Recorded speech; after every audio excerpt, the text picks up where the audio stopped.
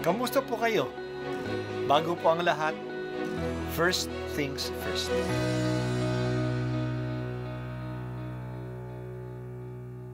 Good morning po.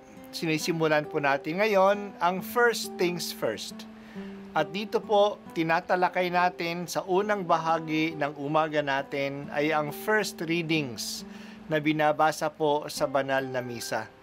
Ito pong tinatalakay natin kasi madalas po kasi marami na tayong alam tungkol sa gospel readings. Pero konti po ang nagsasalita sa first readings. Pero ang first readings, bahagi din po yan ng Biblia, ng banal na kasulatan. Kaya susubaybayan po natin ang mga first readings, basahin po natin at kuminsan kailangan ng basahin ng 2 o 3 beses bago maintindihan kasi hindi po tayo familiar sa mga istorya at sa mga kaisipan na tinatalakay dito. Ang pagbasa mula sa unang sulat ni Apostol San Juan. Minamahal kong mga kapatid, ito ang aral na narinig na ninyo sa simula pa. Mag-ibigan tayo, huwag tayong tumulad kay Cain. Siya ay anak ng Diablo, pinatay niya ang kaniyang kapatid. Bakit? Sapagkat masasama ang kaniyang gawa, ngunit matutuwid ang gawa ng kaniyang kapatid. Kaya mga kapatid, huwag kayong magtaka kung kinapupuotan kayo ng sanlibutan. Nalalaman nating lumipat na tayo sa buhay mula sa kamatayan, sapagkat iniibig natin ang mga kapatid. Ang hindi umiibig ay nananatili sa kamatayan. Mamamatay tao ang napupuot sa kaniyang kapatid, at nalalaman ninyong ang buhay na walang hanggan ay wala sa mamamatay tao. Dito natin nakikilala ang tunay na pag-ibig. Inialay ni Kristo ang kaniyang buhay dahil sa atin. Dapat din nating ialay ang ating buhay dahil sa mga kapatid. Kapag nakita ng sino mang may kaya sa buhay ang kaniyang kapatid na nangangailangan at hindi niya ito tinulungan, paano niya masasabing siya'y umiibig sa Diyos? Mga anak, huwag tayong umibig sa pamamagitan ng salita o wika lamang. Ipakita natin ang tunay na pag-ibig sa pamamagitan ng gawa.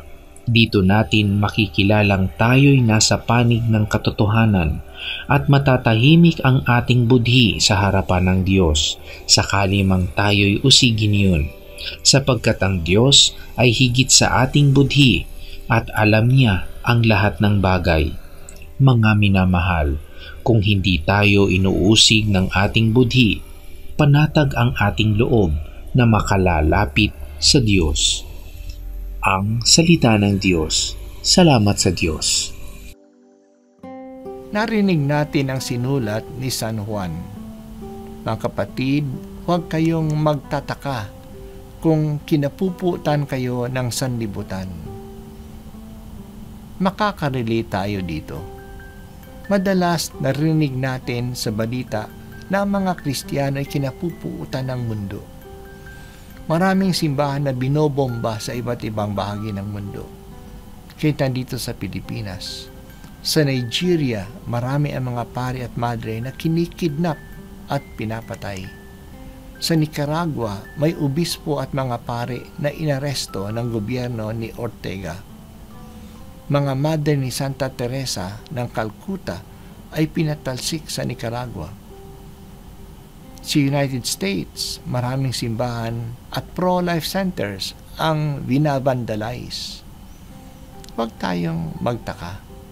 Sinabi na ito ni San Juan. Bakit? Bakit kinapuputan tayo ng mundo? Ginagawa ito ng mamamatay tao. Ang mukha ng mamamatay tao ngayon ay ang mga sumusulong sa abortion. Ano naman ang kasalanan ng bata? Bakit ayaw silang bigyan ng pagkakataon na mabuhay? Ginagawa din ang pag-uusig na ito ng mga taong gumagawa ng masama. Tulad sila ni Cain na pinatay ang kapatid niyang si Abel kahit na ito ay walang kasalanan. Bakit? Sapagkat masama ang kanyang gawa, ngunit matutuwid naman ang gawa ni Abel. hindi siya nakinig sa kanyang budhi. Kinausap siya ng Diyos. Ano ang kinagagalit mo, Cain? Bakit ganyan ang mukha mo? Kung mabuti ang ginagawa mo, dapat kang magsaya. Kung masama naman, ang kasalanan ay tulad ng mabangis na hayop na laging nag-aabang upang lapain ka. Nais itong pagharian ka, kaya't kailangan paglabanan mo ito. Iyon sabi ng kanyang budhi. Iyon yung sabi ng Diyos sa kanya.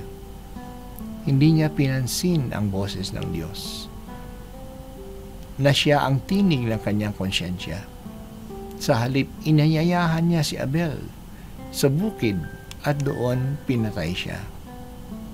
At lahat ng mamamatay tao ay kasapi ng Diablo na isang mamamatay tao. Ang pagpatay ng tao ay hindi lang ang pagbabaril sa kanya o pagpapasabog ng sarili ng suicide bomber o ang pagtanggal ng bata sa abortion. Pagpatay din ng tao ang walang pakialam sa kalagayan ng kanilang kapwa na nangangailangan kahit may kaya naman silang tumulong. Hinahayaan lang nila na ang kapwa ay magutom, magkasakit o mapasama. Wala ang pag-ibig ng Diyos sa mga taong nagpapabaya sa kanilang kapwa. Ang larawan ng tunay na pag-ibig ay si Jesus na nag-alay ng kanyang buhay dahil sa atin. Kung talagang susuriin natin, wala namang tungkulin ang Diyos na iligtas tayo. Nagbigay na siya ng warning kay Adan at kay Eva. Nagpadala na ang Diyos ng mga propeta upang bigyan babala ang mga tao. Ang utos niya ay nandyan na para sundin natin upang hindi tayo malihis ng landas. Pero ayaw pa rin nating sumunod. Kaya dumating ang kamatayan. Pero inalay pa rin ni Jesus ang sarili niya para sa atin. Yan ang tunay na pagmamahal. Kahit na makasalanan tayo, namatay pa rin siya para sa atin. Jesus, pinakita mo sa amin ang tunay na pag-ibig. Ito ay pinakita din namin sa kasagawa at hindi lang sa hangarin o sa salita. Turuan mo kami, turuan mo ako na kumilos, na tumulong sa kapwa ayon sa aking makakayanan upang hindi sila mapahamak.